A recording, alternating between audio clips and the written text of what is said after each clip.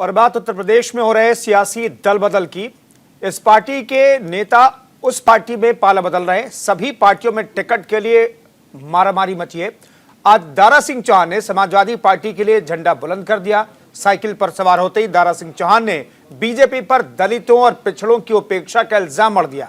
तो वहीं आज बीजेपी ने पूर्व आईपीएस असीम अरोड़ में आईपीएस जो असीम अरोड़ है वो बीजेपी में शामिल हो गए।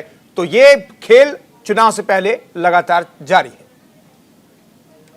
लेकिन समाजवादी सरकार बनेगी तो अपने पिछड़ों को, दलितों को अगर आबादी के हिसाब से भी उनको लाभकारी योजनाओं से जोड़ना पड़ा तो समाजवादी पार्टी आगे आकर के जो लोग गुमराह करते हैं, जो उनका शोषण करते हैं, उनको लूटते हैं, मात्र एक दल है राजनीतिक दल आदरणीय मोदी जी जैसा नेतृत्व।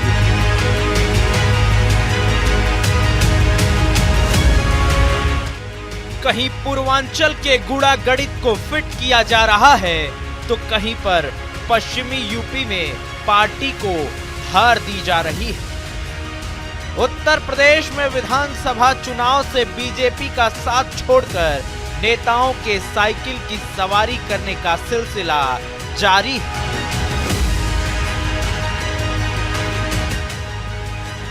स्वामी प्रसाद मौर्य और कई विधायकों के बाद अब योगी सरकार में पूर्व मंत्री दारा सिंह चौहान ने भी बीजेपी को छोड़कर साइकिल पर बैठने का फैसला किया है।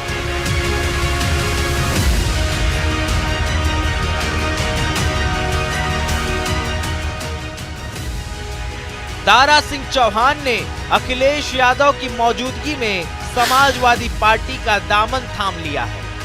माननीय अखिलेश यादव जी के नेतृत्व में आज पूरे प्रदेश के सभी पिछड़े समाज के तमाम, मेरे समाज के तो कोई बचा ही नहीं किसी दल में है, सारे पिछड़े समाज के लोग, दूसरे समाज के लोग भारी संख्या में आज समाजवादी पार्टी की सदस्यता ग्रहण कर रहे हैं। क्या जिस तरीके से लोग आत्मनिर्भर भारत की बात करते हैं कि आत्मनिर्भर भारत बनेगा, आज गुलाम बनाने की साजिश हो रही है। उनको अनाज दे करके, कुछ छोटे छोटे चीजें दे करके गुलाम बनाने की, हमेशा लालच दे करके जिस तरीके से ठगने की साजिश हो गई है, अब प्रदेश का जो पिछड़ा समाज है ये ठगने वाला नहीं, दलित समाज के लोग अब ठगने वाले नहीं है। केवल पिछड़े दलित, नौजवान और किसान ही नहीं, ब्राह्मण भी बड़े पैमाने पर आज भारतीय जनता पार्टी से नाराज है। इसलिए मैं कहता हूं कि 85 तो हमारा है, 15 में भी बंटवारा है। दारा सिंह चौहान ने कई दिनों पहले ही इस्तीफा दे दिया था, जिसके बाद उन्होंने समाजवादी पार्टी में जाने के संकेत दिए थे। अब अखिलेश यादव की मौजूदगी में वो समाजवादी पार्टी का हिस्सा बन गए। दारा सिंह चौहान पर पूर्वांचल हिस्से में साइकिल की रफ्तार यानी समाजवादी पार्टी को मजबूत करने की जिम्मेदारी होगी। और आपको भरोसा दिलाता हूं जो हमारे मुद्दे रहे हैं कि जाति जनगणना होगी, 3 महीने के अंदर जाति जनगणना करने का काम करेंगे और उत्तर प्रदेश की जो लाभकारी योजनाएं होंगी, जो लाभकारी योजनाएं हैं जिसमें पहले भी करने का प्रयास किया था, हाई कोर्ट और सुप्रीम कोर्ट तक लोग पहुंच गए थे पीआईएल कर करके, लेकिन समाजवादी सरकार बनेगी तो अपने पिछड़ों को, दलितों को अगर आबादी के हिसाब से भी उनको लाभकारी योजनाओं से जोड़ना पड़ा तो समाजवादी पार्टी आगे आकर के उनको आबादी के हिसाब से हक और सम्मान देने का काम करेगी। बीजेपी से समाजवादी पार्टी में शामिल हुए नेताओं के दम पर साइकिल को पूर्वांचल में सरपट दौड़ाने का प्लान हो रहा है, तो बीजेपी भी पश्चिम में समाजवादी साइकिल को पंक्चर करने का खाका खींच रही है। कानपुर के पुलिस कमिश्नर रहे असीम अरोड़ भी सियासी मैदान में उतर गए। पूर्व आईपीएस असीम अरोड़ को यूपी बीजेपी के अध्यक्ष स्वतंत्र देव सिंह ने बीजेपी का पटका पहनाकर पार्टी में शामिल करवाया। कहा जा रहा है कि असीम अरोड़ कन्नौज से बीजेपी के टिकट पर चुनाव लड़ सकते हैं। बीजेपी में शामिल होने पर असीम अरोड़ ने बीजेपी सरकार और पार्टी की नीतियों का हवाला दिया। बहुत प्रसन्न हूँ, संतुष्ट हूँ, क्योंकि भारतीय जनता पार्टी ने मुझे एक बहुत बड़ा अवसर दिया है लोक सेवा का। और लोक सेवा की जब मैं बात करता हूं तो मैं एक बृहद रूप लेता हूं, जिसमें कि किसी भी तरीके से लोक कल्याण के कार्य जो किए जाते हैं उसको मैं इसमें शामिल करता हूं।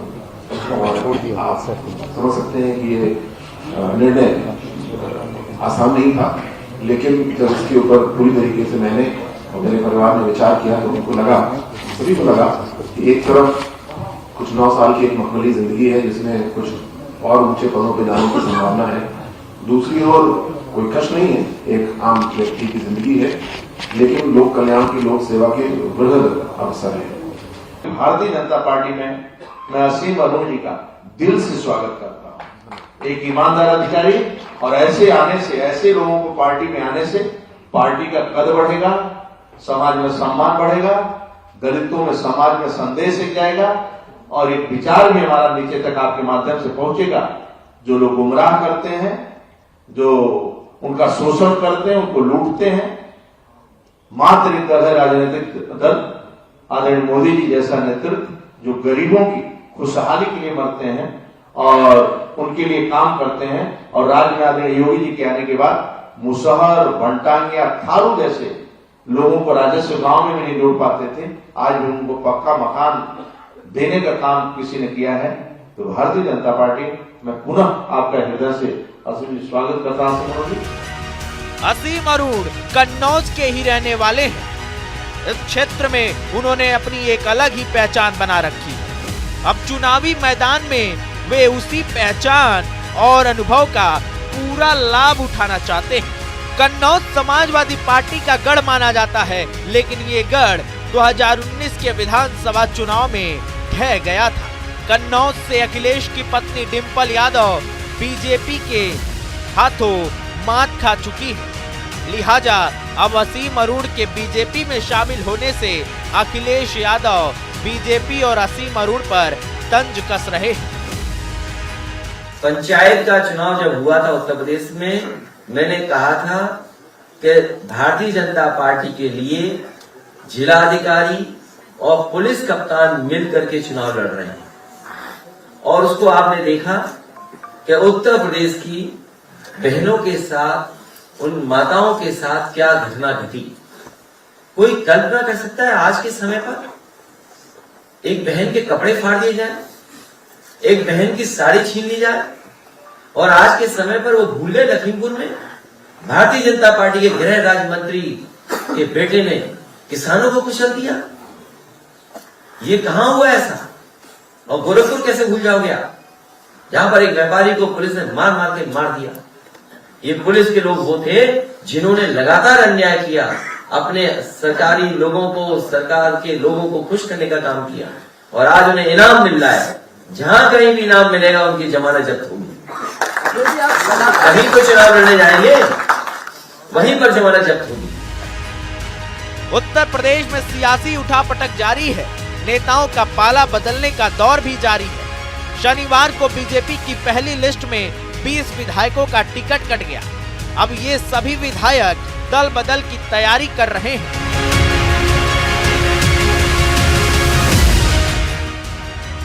मौसम चुनावी है, लिहाजा इस 5 साल वाले लोकतंत्र के महापर्व से कोई भी नेता चूकना नहीं चाहता और हर हाल में चुनाव लड़ना चाहता है।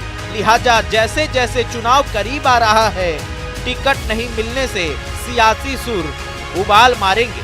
फिलहाल पार्टियों में नेताओं का आना जाना लगा है।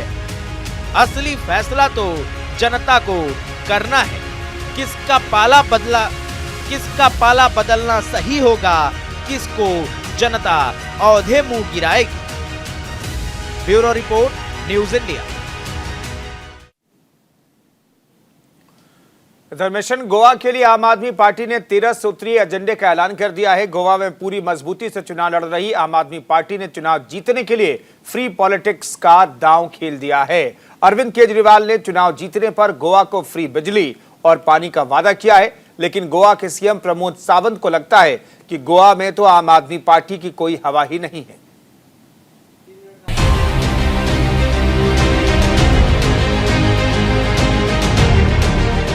गोवा के सियासी रण में फतह हासिल करने के लिए आम आदमी पार्टी ने चुनावी एजेंडा पेश कर दिया है। आम आदमी पार्टी के चुनावी एजेंडे में युवाओं को नौकरी, बेहतर शिक्षा, टूरिज्म का और विकास, 18 वर्ष से अधिक महिलाओं को 1000 रुपए, खनन की बहाली, बेहतर स्वास्थ्य ढांचा, खेती को बेहतर करने का वादा, 24 घंटे फ्री बिजली और 24 घंटे फ्री पानी के अलावा भ्रष्टाचार मुक्त सरकार का दावा किया गया है। गोवा के लिए आम आदमी पार्टी के चुनावी एजेंडे पर दिल्ली मॉडल की झलक साफ दिखाई दे रही है, क्योंकि दिल्ली में आम आदमी पार्टी के ट्रेडमार्क मोहल्ला क्लिनिक का वादा गोवा की जनता से भी किया गया है। आज पूरे गोवा के अंदर सरकारी सेक्टर में एक ही हॉस्पिटल है, जीएमसी, और उसकी भी आप लोग जानते हैं कितनी बुरी हालत है। जितने प्राइमरी हेल्थ सेंटर्स हैं उनका बहुत बुरा हाल है, practically they are non existent many of them. जैसे दिल्ली में हमने मोहल्ला क्लिनिक्स खोले, हर गांव के अंदर मोहल्ला क्लिनिक खोलेंगे, हर वार्ड के अंदर मोहल्ला क्लिनिक खोलेंगे, और भी कई सारे गवर्नमेंट हॉस्पिटल्स बनाएंगे। दिल्ली में जैसे करके दिखाया, गोवा में भी आई एश्योर दैट सब लोगों को अच्छी हेल्थ फैसिलिटीज मिलेगी, फ्री में मिलेगी। दिल्ली में सत्तारूढ़ आम आदमी पार्टी इस बार पूरी ताकत से गोवा में चुनाव लड़ रही है। पिछले कई महीनों से आम आदमी पार्टी मिशन गोवा को कामयाब बनाने के लिए पूरे जी जान से जुटी है, लेकिन फिलहाल बीजेपी को नहीं लगता गोवा में आम आदमी पार्टी का कोई वजूद है। न्यूज इंडिया से खास बातचीत में गोवा के मुख्यमंत्री प्रमोद सावंत ने चुनावी समर में आम आदमी पार्टी पर बड़ा तंज कसा है। गोवा के सियासी समीकरण पर नजर डालें तो पिछले 20 सालों में बीजेपी और कांग्रेस की सरकार रही है, लेकिन इस बार बीजेपी कांग्रेस के अलावा आम आदमी पार्टी के साथ साथ तृणमूल कांग्रेस भी गोवा के चुनावी मैदान में ताल ठोक रही है। शिवसेना ने भी मिशन गोवा के लिए एनसीपी से हाथ मिला लिया है, जिससे गोवा का चुनावी मुकाबला काफी रोमांचक होता दिख रहा है। यूपी में सियासी दलों की जोर आजमाइश लगातार जारी है, लेकिन बीजेपी शुरू से ही मानकर चल रही है कि गोवा में उसका मुकाबला केवल कांग्रेस से है। पिछले साल नवंबर के महीने में जब न्यूज इंडिया के एडिटोरियल डायरेक्टर मनीष अवस्थी ने सीएम प्रमोद सावंत का इंटरव्यू लिया था, तभी प्रमोद सावंत ने आम आदमी पार्टी और तृणमूल कांग्रेस पर करारा वार किया था। डॉक्टर सावंत, अब 3-3.5 महीनों के वक्त का छोटा सा वक्त बचा है, जिसमें आपका प्रदेश भी देश के 5 राज्यों में है जो चुनाव में विधानसभा के जाने वाला है। ऐसी सूरत में डॉक्टर साहब, अगर आप देखें तो जनता अपनी बातें आपसे सुनाएगी, जनता गिले शिकवे करेगी, और इन गिले शिकवों को भुनाने के लिए कई और प्रदेशों से भी लोग आ रहे हैं। यहाँ पर बड़े बड़े, मैं जब हवाई अड्डे से आ रहा था आपके निवास स्थान पर, तो मैंने बड़े बड़े होर्डिंग देखे, गोवेंची नवी सकाळ, गोवेंची नवी सकाळ, कोई जागोर कह रहा है। अब मैं ये पूछूं, डॉक्टर सावंत क्या कह रहे हैं और बीजेपी क्या कह रही है? मैं सिर्फ इतना ही कहूँगा कि फरवरी 2022 में हमारे राज्य का इलेक्शंस है, और वो इलेक्शन को फेस करने के लिए हम जा रहे हैं। और जब जब इलेक्शंस आती हैं तो इस तरह के डिफरेंट पॉलिटिकल लीडर्स यहाँ पे आते हैं। Definitely we welcome this political tourism in our state. अच्छा। तो नवी सकाळ होने दो, जागोर होने दो, या और कुछ होने दो, जो बिल्कुल मैं लोगों के बीच में रहता हूँ, लोगों के हर वक्त उनको मिलता हूँ, हर वक्त उनकी समस्या मैं रिजॉल्व करता हूँ। तो डेफिनेटली गोवा के लोग भारतीय जनता पार्टी को, जो डबल इंजन सरकार हैं, माननीय मोदी जी के नेतृत्व में केंद्र वाली और राज्य वाली सरकार, वो विकास की गति से आगे जा रही है। गोवा में विधानसभा की 40 सीटों पर 14 फरवरी को वोटिंग होनी है। पूरे गोवा में एक ही चरण में वोटिंग कराई जा रही है, जिसके नतीजे 1 महीने बाद 10 मार्च को आएंगे। गोवा की जनता सत्ता की कमान किसे सौंपती है, ये तो चुनावी नतीजों से साफ हो पाएगा। लेकिन इतना तो तय हो गया है कि इस बार गोवा की लड़ाई किसी भी दल के लिए आसान साबित नहीं होने वाली। Bureau report, news India. Punjab विधानसभा चुनावों का भी ऐलान हो चुका है। 14 फरवरी को पूरे पंजाब में एक साथ वोट डाले जाएंगे। चुनाव प्रचार जोरों पर है और पूरे चुनाव प्रचार में एक बात साफ तौर पर नजर आ रही है, हर सियासी दल महिला मतदाताओं पर खासा ध्यान दे रहा है। महिलाओं के लिए हर पार्टी ने अपने अपने तरीके से चुनावी ऑफर तैयार किए हैं। कोई फ्री सिलेंडर दे रहा है तो कोई सरकार बनने पर हर महीने आर्थिक मदद का भरोसा। कुल मिलाकर महिलाओं के लिए ऑफर का बुके तैयार हो चुका है, जिसके बाद अब यह देखना दिलचस्प होगा कि चुनावों में आधी आबादी किसे पंजाब की कमान सौंपती है।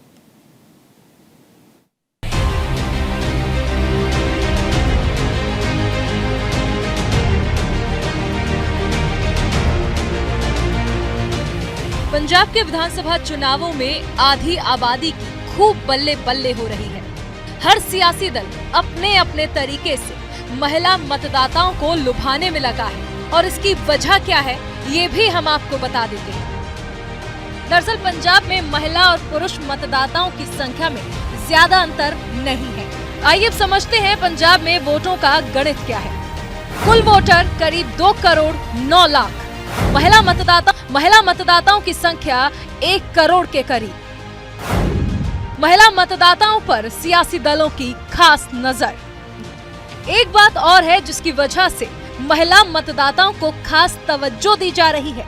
पिछले 2 विधानसभा और 2019 के लोकसभा चुनावों में महिला मतदाताओं ने पुरुष मतदाताओं के मुकाबले वोट डालने में ज्यादा उत्साह दिखाया था। वोटिंग में महिलाएं रहीं सबसे आगे। 2012 में 77.58% पुरुषों ने वोट डाले थे, जबकि 78.90% महिला मतदाताओं ने अपने वोट का इस्तेमाल किया था। 2017 के विधानसभा चुनावों में महिला मतदाताओं ने पुरुषों को पीछे छोड़ दिया था। 2017 में 79.2% महिला मतदाताओं ने वोट डाला था, जबकि पुरुषों की बात करें तो केवल 78.5% पुरुषों ने अपने मताधिकार का इस्तेमाल किया। 2019 के लोकसभा चुनावों में भी महिलाओं ने बाजी मार ली। 2019 में 79.2% महिलाओं ने वोट डाला तो केवल 78.5% पुरुष ही वोट के अधिकार का इस्तेमाल कर पाए थे।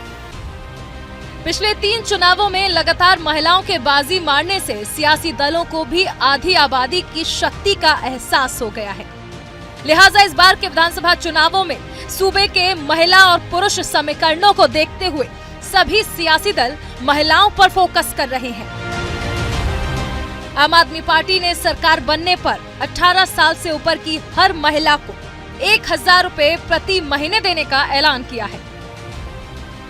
18 साल से ऊपर की हर महिला को, हर बेटी को, हर बहन को, हर माँ को हम 1000 रुपए हर महीने देंगे। अगर एक घर में 3 बहनें हैं तो तीनों को 1000 मिलेंगे। अगर एक घर में 3 बहनें हैं, एक माँ है, एक बीवी है, तो पांचों को 1000 रुपए हर महीने मिलेंगे। तो जिस महिला, जो महिला कहेगी मुझे 1000 रुपए चाहिए, उसका रजिस्ट्रेशन कर लेंगे। सरकार बनने के बाद उन सब महिलाओं को 1000 रुपए दिया जाएगा। जैसा भी भगवंत मान ने कहा, ये कैप्टन का कार्ड नहीं है, ये केजरीवाल की गारंटी है। महिलाओं को लुभाने में आम आदमी पार्टी ने पहल जरूर की, लेकिन इसका ये मतलब बिल्कुल भी नहीं कि दूसरे दल बैकफुट पर चले गए। शिरोमणि अकाली दल ने सरकार बनने पर अनुसूचित वर्ग की महिलाओं को हर महीने 2000 रुपए देने का ऐलान किया है। पहली गल तो जेडे नीले कार्ड जिन्हां दे नहीं बने, सरकार आउण ते पहले ही महीने सारिਆਂ ਦੇ ਬਣਾਏ ਜਾਣਗੇ, जिन्हां दे कैंप ला के नहीं बने। सत श्री अकाल। जेडे नीले कार्ड जिन्हां दे बन जाणगे, ਉਹ ਸਾਰੇ नीले कार्ड ਸਾਰੇ ਪਰਿਵਾਰਾਂ ਦੇ। ਜਿਹੜੀ ਮੁੱਖ ਔਰਤ ਹੈ ਜਿਹੜੀ ਘਰ ਚਲਾਉਂਦੀ ਹੈ, ਐਕਟੀ 2000 रुपया ਮਹੀਨਾ ਉਹਦੇ ਖਾਤੇ 'ਚ ਅਸੀਂ ਮਹੀਨੇ ਦਾ ਭੇਜਿਆ ਕਰਾਂਗੇ। 24000 रुपया ਸਾਲ ਦਾ ਘੱਟ ਤੋਂ ਘੱਟ ਮੁਸ਼ਕਲ ਵੇਲੇ ਉਹ ਬੀਬੀ ਕੋਲੇ ਆਪਣਾ ਕੁਝ ਹੋਵੇ। आम आदमी पार्टी और शिरोमणि अकाली दल के साथ कांग्रेस ने भी महिलाओं को लुभाने के लिए सबसे बड़ा चुनावी ऑफर जारी किया है। कांग्रेस ने सरकार बनने पर महिलाओं को हर महीने 2000 रुपए और साल में 8 सिलेंडर मुफ्त देने का ऐलान किया है। नहीं, कांग्रेस ने 5वीं पास करने वाली हर लड़की को 5000 रुपए, 10वीं पास करने वाली हर लड़की को 15000 रुपए और 12वीं पास करने वाली हर लड़की को 20000 रुपए देने का वादा किया है। कांग्रेस ने संपत्ति की रजिस्ट्री महिला के नाम पर कराने को बिल्कुल फ्री करने का वादा भी किया। जड़ी 12वीं पास करूगी, मुशक्कत करके पसीना बहा के उस अपनी बेटी नू पंजाब सरकार 20,000 रुपया देगी 12वीं पास और फिर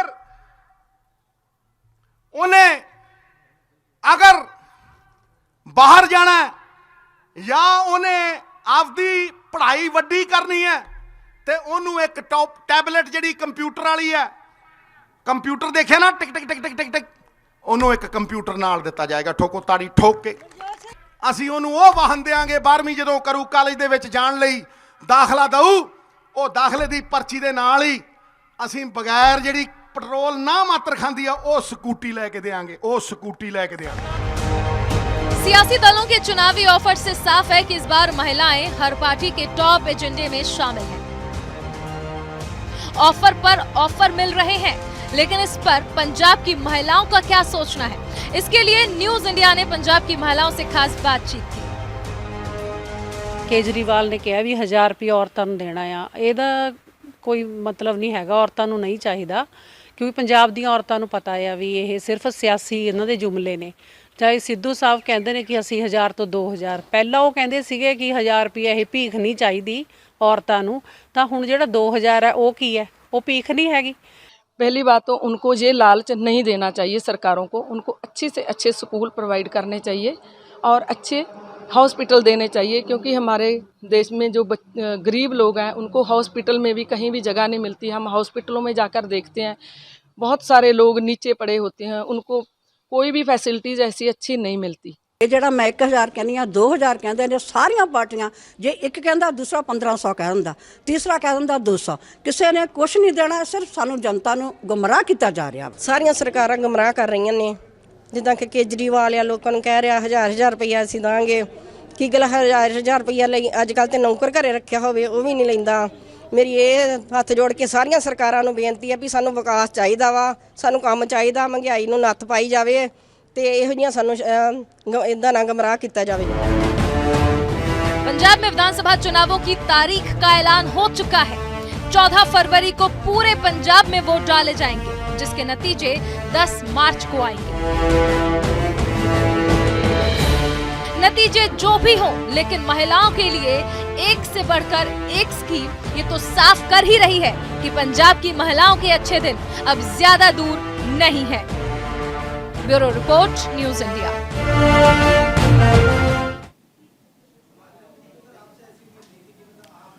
आज देश के लिए अहम दिन है। आज कोरोना वायरस जैसी महामारी के खिलाफ वैक्सीनेशन का 1 साल पूरा हुआ है। आज ही के दिन यानी 16 जनवरी 2021 को देश में स्वास्थ्य कर्मियों और फ्रंटलाइन वर्कर्स को टीका लगाए जाने की शुरुआत हुई थी। उसके बाद से कोरोना टीके दिए जाने का सिलसिला जारी है। 1 साल पूरा होने पर पीएम मोदी ने स्वास्थ्य कर्मियों और फ्रंटलाइन वर्कर्स को शुक्रिया अदा कहा है। वहीं कोरोना की रफ्तार तेज होती जा रही है। एक्टिव केस की संख्या पिछले 6 दिनों में 2 गुना हो गई है।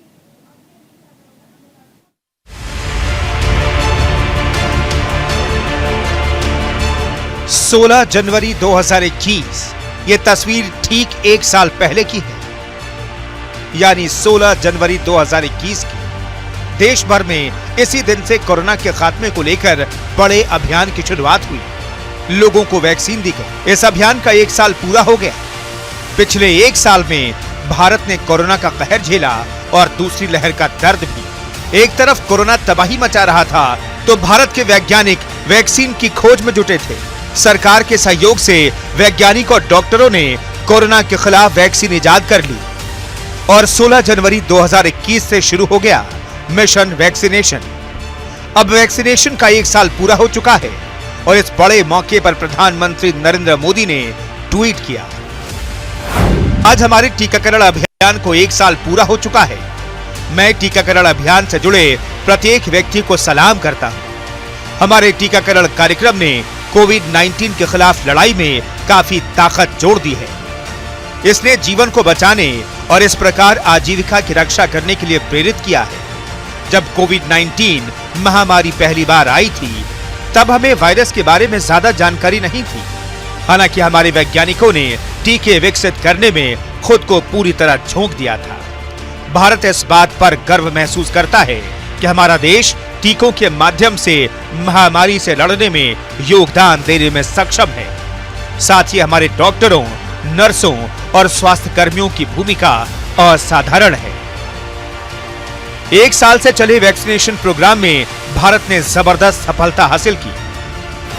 156 करोड़ से ज्यादा लोगों को वैक्सीन दी गई। महिलाओं को 76 करोड़ से ज्यादा वैक्सीन दी गई। ग्रामीण क्षेत्रों में 99 करोड़ से ज्यादा लोगों को वैक्सीन दी गई।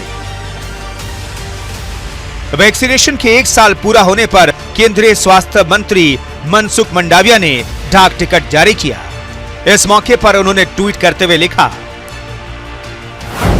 आज वैक्सीनेशन ड्राइव का 1 साल होने के अवसर पर पीएम मोदी ने आत्मनिर्भर भारत के सपने को साकार करते हुए आईसीएमआर और भारत बायोटेक ने मिलकर जो स्वदेशी कोवैक्सीन विकसित की है, उस पर डाक टिकट जारी किया गया है।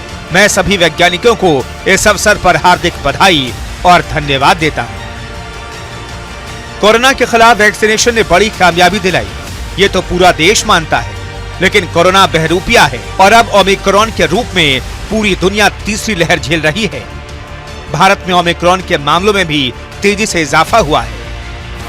9 जनवरी को करीब 1,80,000 कोरोना मरीज आए, तो 11 जनवरी को 1,94,000 से ज्यादा मरीज मिले।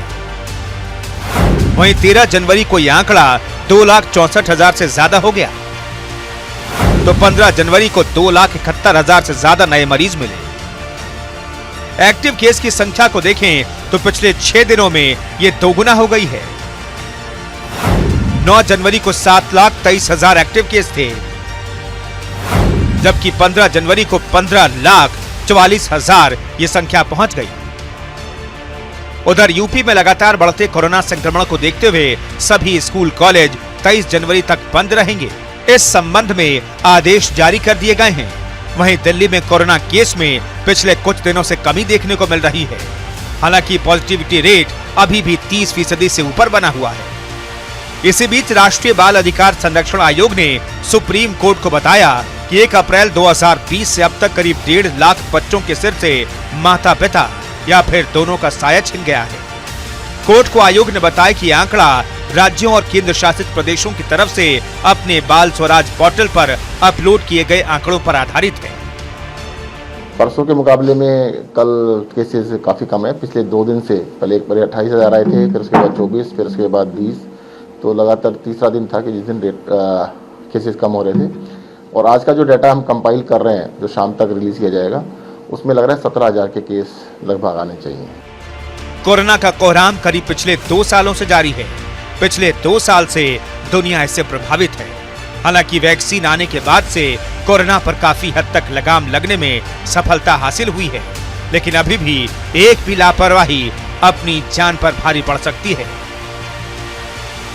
Bureau report, news India.